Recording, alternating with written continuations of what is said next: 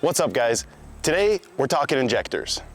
I got my LB7 with us today, which these LB7s are known for injector issues, but we're gonna go over a few other things just to help any diesel owner or diesel truck owner prolong their fuel system and try to prevent some expensive repair costs for you guys.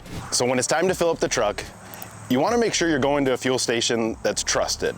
High volume is one thing I always look for. I usually go to the same fuel stop, but you want to avoid those fuel stations that are in the middle of nowhere, very seldom get diesel fuel. Maybe people are running gasoline, but they're not always running through diesel.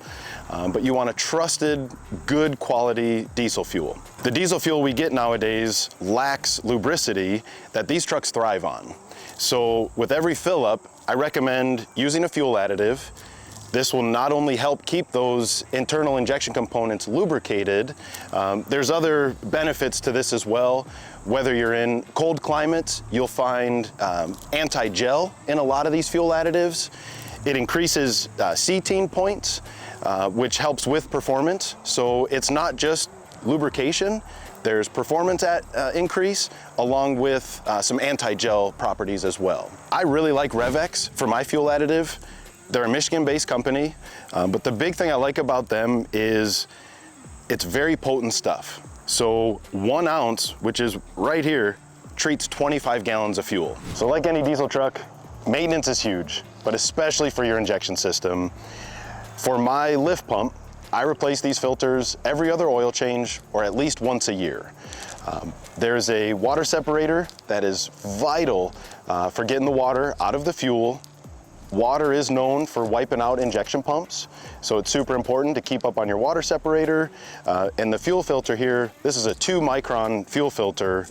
Before it even hits the engine and the underhood filter, you're getting 2-micron filtration, so definitely important to keep up on your fuel filters regularly. With the lift pump, obviously there's redundant filtration under the truck, but I also have kept my underhood fuel filter on board.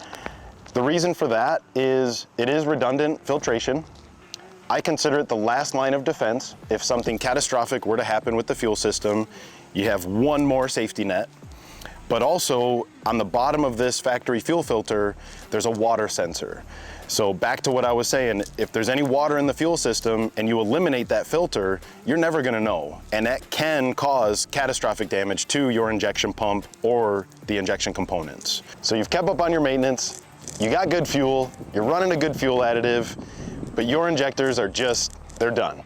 Whether the previous owner didn't take as good care of it as you have, either which way, you've brought it to a shop, they've confirmed the injectors need to be replaced. Now's a good opportunity, especially for the LB7 owners, to eliminate that VCO nozzle and upgrade to a SAC style nozzle. That's a SAC nozzle.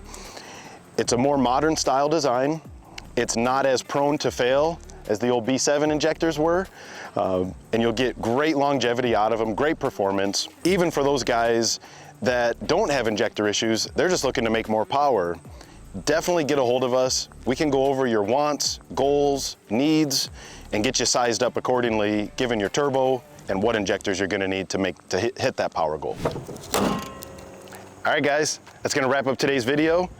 Keep up on your maintenance, run a good fuel additive, and if you have any questions, concerns, need some help with the injector sizing, anything like that, shoot us a call, leave us a message down below. We'll look forward to talking to you guys.